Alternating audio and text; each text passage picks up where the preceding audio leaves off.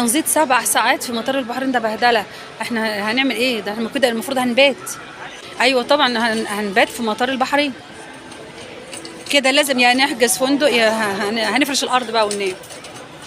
بتاعت الخليجيه هتطلع من المطار الساعه 5، الساعه 8 من مصر، اداها 5 ساعات تاني وبعدين ترانزيت 7 ساعات في البحرين. بكره هنوصل بكره من مطار القاهره يا جماعه. المفترض ان طيارتي كانت الساعة 1:10. وصلت المطار الساعة 11:30. دخلت على الكونتر الساعة 12، قالوا لي السيستم قفل يعني ما ينفعش أسافر، يعني الطيارة كده خلاص راحت عليا. طيران الخليجية أسوأ طيران ممكن تسافر عليه في حياتك. احنا دلوقتي في مطار القاهرة وعايزين نغير التذكرة، فقالوا لنا علشان تغيروا التذكرة من الساعة 1 للساعة 5 المفروض تدفع 4300. قلنا له طب عايزين تذكره جديده، قال 4300. يعني هتغير الحجز القديم او هتشتري تذكره جديده هو نفس المبلغ. ازاي انا ابقى على طيران الخليجيه والطياره تفوتني واخد طياره بعديها وادفع 4300؟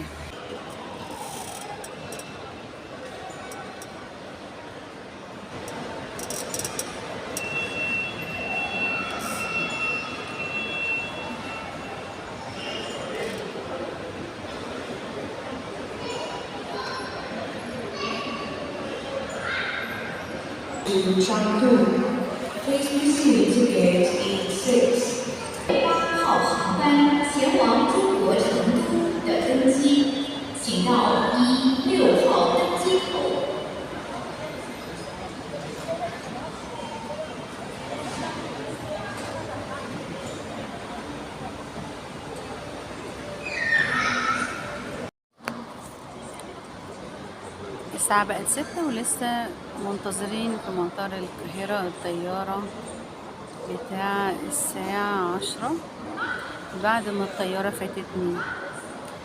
ادعولي دعواتكم يا جماعة، خللنا من القعدة.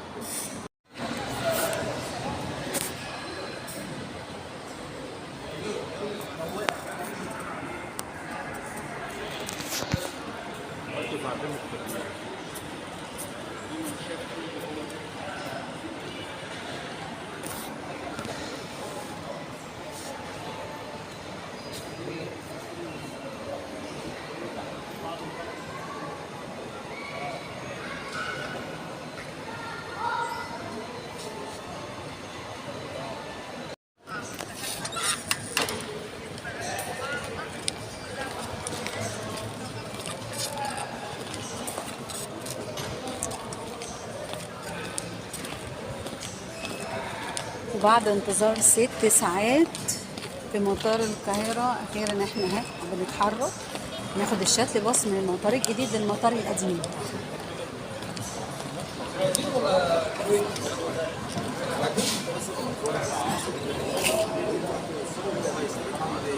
هسأل عن الشاتل باص من الباب ده اللي بتحطني.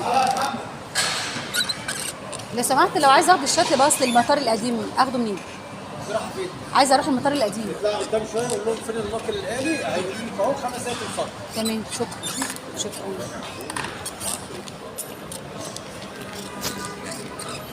رايحين احنا كده على المطار القديم ناخد النقل الآلي او الشاتل.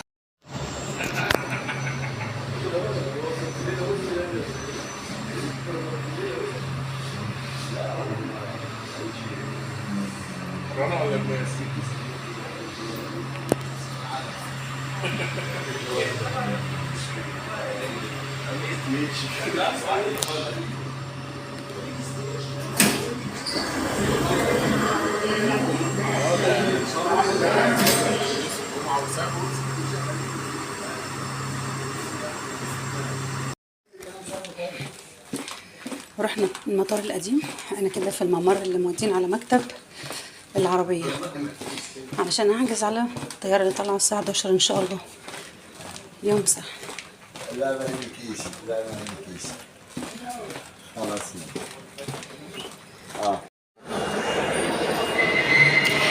المفروض دلوقتي ان انا احجز على طيران العربيه. طلعت مكتب طيران العربيه في المطار القديم، مفيش حد في المكتب رغم ان الطياره بعد ساعتين ونص. وطبعا نزلت، المفروض ان انا هنا في الصاله في المطار بخلي اي حد من الموظفين او امناء الشرطه ينادوا لي على حد من مكتب العربيه علشان نحجز.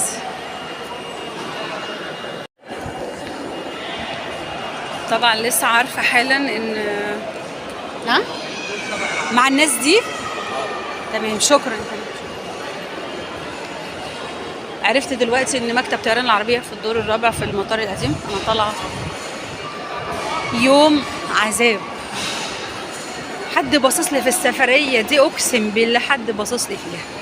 انا اللي شفته من الساعه 12 لحد دلوقتي ما شفتوش طول حياتي.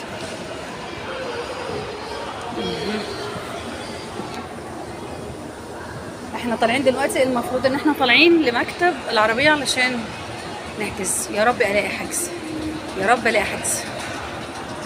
واخيرا وبعد بهدله 10 ساعات في المطار وانتظار وحجز تذاكر ومرمطه من صاله لصاله بعد الطياره ما فاتتني، احنا دلوقتي في صاله انتظار الباص اللي هياخدنا للطياره ان شاء الله، الطياره اللي رايحه للامارات. حضرت السادة شركة طيران العربية مقيم رحلة طيران ب 843 ومتجه إلى راس الخيمة. هي دي الطياره اللي انا عليها ان شاء الله، دي الرحله اللي انا هركب فيها ان شاء الله، بس بعد عذاب طويل. انا بعد اللي انا شفته النهارده عايزه اقول لكم، لو حد فيكم بيفكر يسافر ما يقولش قدام اي حد ان هو هيسافر، ولا قدام اخ ولا قدام اخت ولا قدام قريب ولا قدام غريب ولا قدام صاحب، قدام نفسك ما تقولش ان انت هتسافر. انا والله العظيم شفت السواد.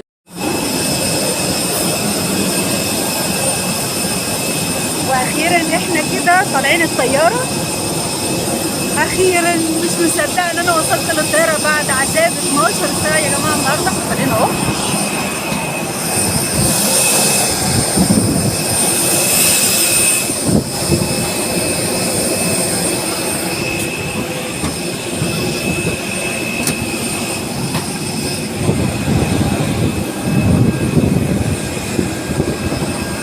ومن مطار القاهره لمطار راس الخيمه ان شاء الله. السلام عليكم. بس لا بس 10 على اليسار. 10 على اليسار. احنا كده دخلت الطيارة. نشوف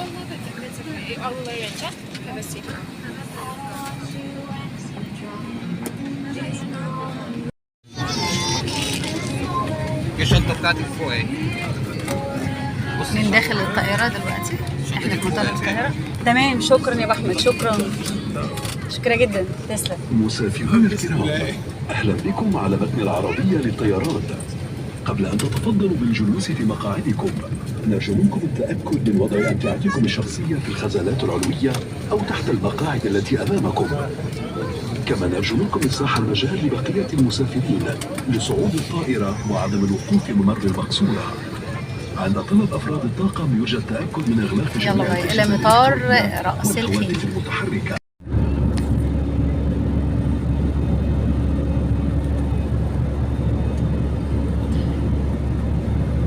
وصلنا مطار رأس الخيمة يا جماعة. مطار دبي الدولي.